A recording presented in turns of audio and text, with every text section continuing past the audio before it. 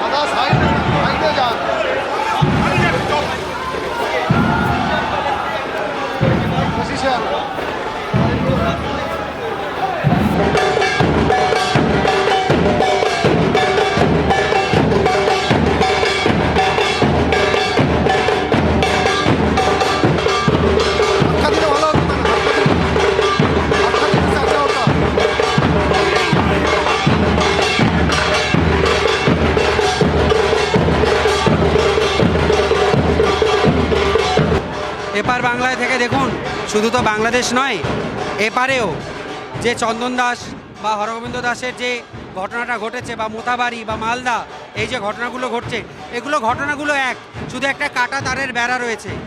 ওপারে হচ্ছে, এপারে হচ্ছে, করার লোক এক, মার খাচ্ছে একই সম্প্রদায়, আর মারছেও একই সম্প্রদায়। তো বুঝতে হবে যে এটা কোনো ছোটোখাটো বিষয় নয়, এটা একটা আন্তর্জাতিক ব্যাপারে পরিণত হয়েছে। এটা একটা আন্তর্জাতিক চক্রান্ত হিন্দু সনাতনীদেরকে দাবিয়ে রাখার জন্য, তাদেরকে ভীত করে রাখার জন্য। কিন্তু তারা ভুলে গেছে যে এ দেশে নাগা বলে একটা সম্প্রদায় আছে, এ দেশে সন্ন্যাসীদের একটা সম্প্রদায় আছে। তারা কিন্তু পেছনে হটে থাকবে না।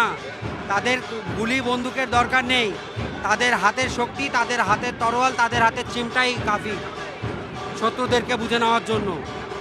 সময়ের কামাখ্যা থেকে যে সমস্ত নাগা সন্ন্যাসীরা এখানে এসছেন, তারাও কিন্তু একেবারে রাস্তার ওপরে বসে রয়েছেন, তারাও অবস্থান করছেন। সরাসরি তাদের সঙ্গে একটু কথা বলি। আপনি তো কামাখ্যা থেকে এসছেন? জি জি জি। শুভেন্দু অধিকারী উনি ভিতরে গেছেন, আপনারা বাইরে অপেক্ষা করছেন। বাংলাদেশের এই যে পরিস্থিতি, আপনারা কতটা উদ্বেগের মধ্যে? আজকে আপনাদের রাস্তায় নামতে হলো। আজকে আমরা প্রচুর পীড়াদায়ক। সনাতন ধর্মের ভূমির ওপরে যে এই দুর্দিন আসবে সেটা আমরা চিন্তা ভাবনা করতেই পারিনি। আমরা সাধুরা পাহাড়ে জঙ্গলে মন্দিরে বসে জপ তপ সাধন ভজন করি, কিন্তু সাধুরে এই না যে সনাতন ধর্মের ভাইদের মেরে পিটিয়ে জ্বালিয়ে তাকে নচ্ছকভাবে জ্বালানো হবে। এটা একটা ধর্মের কাছে লজ্জাজনক কথা। এটা শুধু সনাতন ধর্মের ওপরে এই একজন মানুষ মারা গিয়েছে তার মানে নেই, কিন্তু সনাতন ধর্মের যে মানুষটাকে যেভাবে মারা হয়েছে সেটা নিয়ে খুব দুঃখজনক জানি। সেই জন্য দীপু দাসের হত্যাকাণ্ড যারা করেছে তাদের বিচার চাই, আমাদের চাই বিচার। নাগা সন্ন্যাসী যদি মনে করে ওরকম বাংলাদেশ আমরা ঘিরে নিতে পারি, বুড়ি পীড়িতদের যদি আমাদের আদেশ আসে। আজকে ব্যারিকেড দিয়ে আমাদের আটকানো হয়েছে। কিছুদিন আগে, 3 দিন আগে কিছু সাধুদের আপনারা জানেন মেরে পিটিয়ে হসপিটালাইজ করে দেওয়া হয়েছে এবং তাদের পাও ভেঙে গেছে, তাদের আকুলতা। সেই জন্যে যাতে পশ্চিমবঙ্গের ভূমিতে এরকম ধরনের কাজ না হয়, এই জন্য আমরা নাগারা মরার জন্য প্রস্তুত। নাগারা আমরা আত্মবলিদান দেওয়ার জন্য প্রস্তুত, এই জন্যই নাগারা রাস্তায় নেমেছি। দেখি কত পশ্চিমবঙ্গ সরকারের পুলিশ আছে আমাদের নাগা বাবাকে গুলি করবে কিংবা পিটাবে কিংবা পা ভেঙে দেবে। সেই জন্যই আজকে আমাদের এই মিছিল। বাবাজি, ওখানকার প্রশাসন, বাংলাদেশের প্রশাসন, এই ঘটনা তো লাগাতার ঘটছে, তো ওখানকার প্রশাসন তো কোনো রকম পদক্ষেপ করছে না, কি বলবেন? ওখানকার প্রশাসন পদক্ষেপ করছে না, তার কারণ ইন্ডিয়ার থেকে সমস্ত জিনিস ওদের না হলে চলে না। ওষুধ থেকে শুরু করে পড়াশোনার থেকে শুরু করে রেল থেকে শুরু করে সমস্ত ফ্যাসিলিটি ইন্ডিয়ার থেকে নেয়। এই জন্যে ওরা হচ্ছে গদ্দার।